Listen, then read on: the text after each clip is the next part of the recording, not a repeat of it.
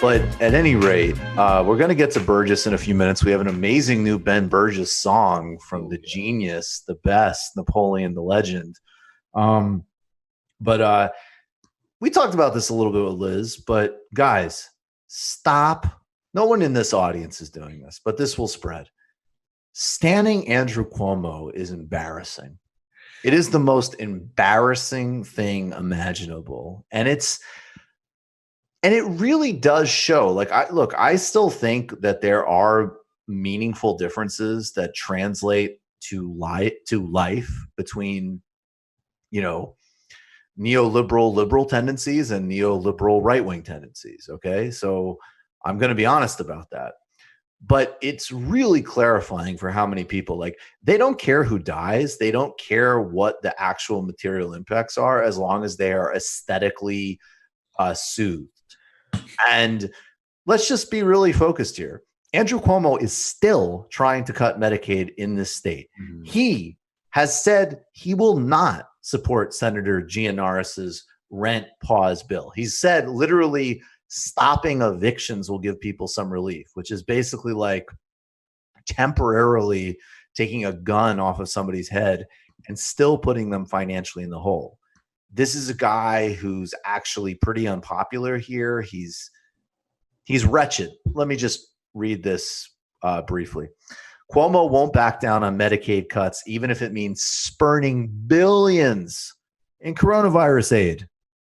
This is from The Gothamist. Let me see. On Sunday, amid his regular Corona updates, inspirational slides, and Italian family dinner anecdotes, this is perfect writing, because this is exactly the type of contempt he should be treated with.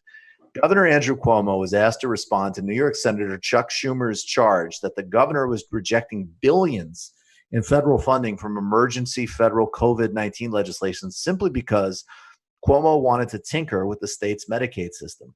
It would be nice if we passed a piece of legislation that actually helped New York, Cuomo shot back. And it goes on to say, and again, this is a feud that Chuck Schumer looks good in.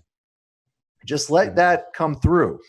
Chuck Schumer is criticizing Andrew Cuomo for not taking billions in funding that will save New Yorkers' lives in a crisis he played a major role in creating because he wouldn't shut it down. Mm-hmm.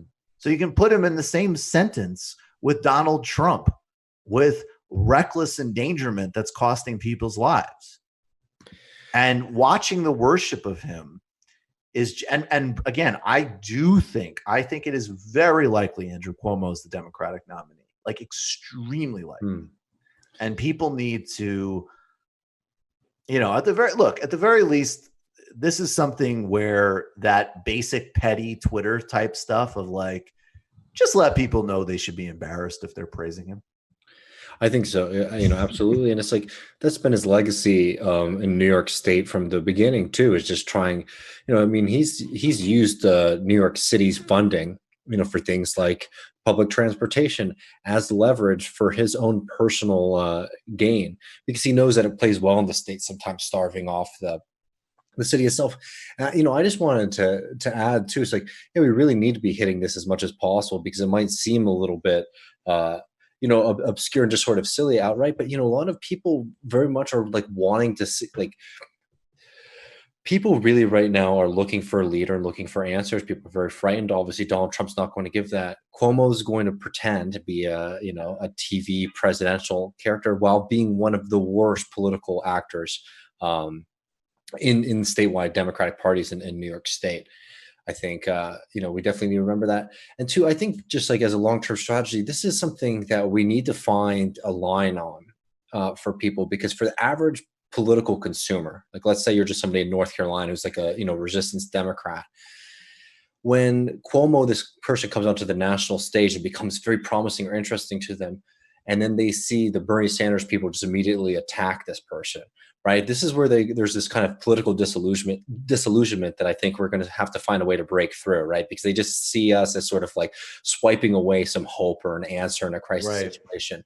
And obviously, we need to be playing that role, but we need to do it in a way, I think, too, that doesn't get people basically feeling like they need to defend themselves outright. Because a lot of people don't follow politics closely enough to know the political dynamics of another state's politics, for example.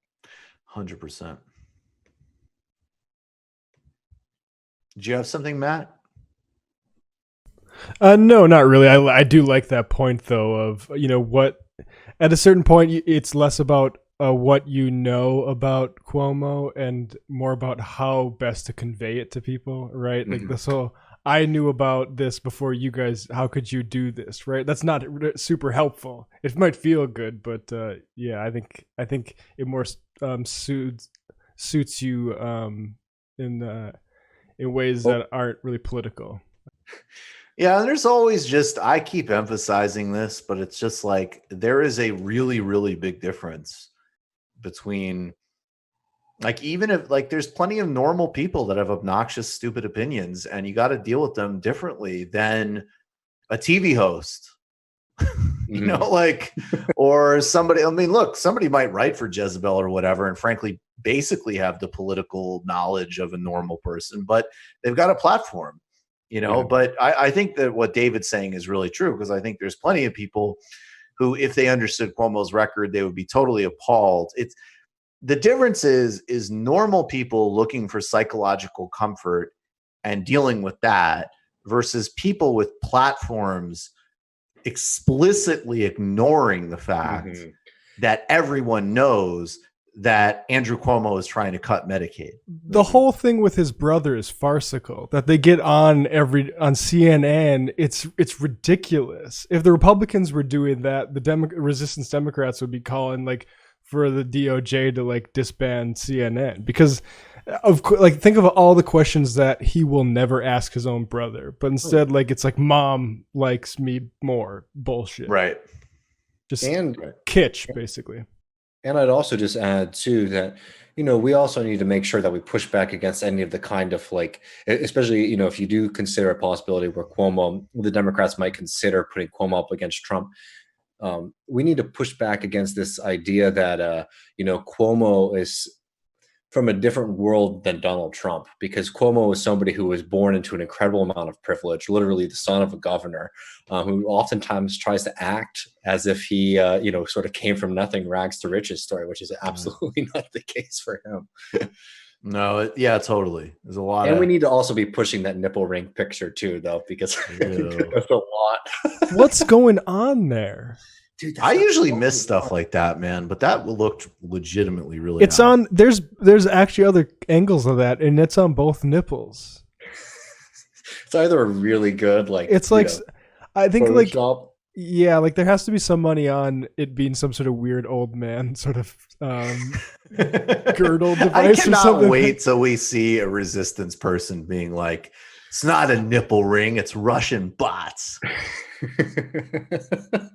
Someone deep faked Cuomo nipple piercings. Yes. Operation Cuomo nipple. Oh no, Andrew Cuomo will stop us run country because he's strong leader who care Americans and say you should eat minestrone soup to fight the virus. Yes. Fake titty nipple picture. Call it Operation Barbell.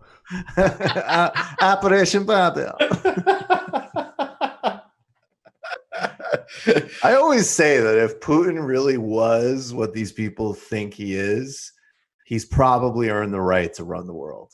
Like if he's just literally responsible for everything, like if we just like ended racism in the United States like years ago and Russia just brought it back, I mean that's some pretty powerful geostrategic talent there.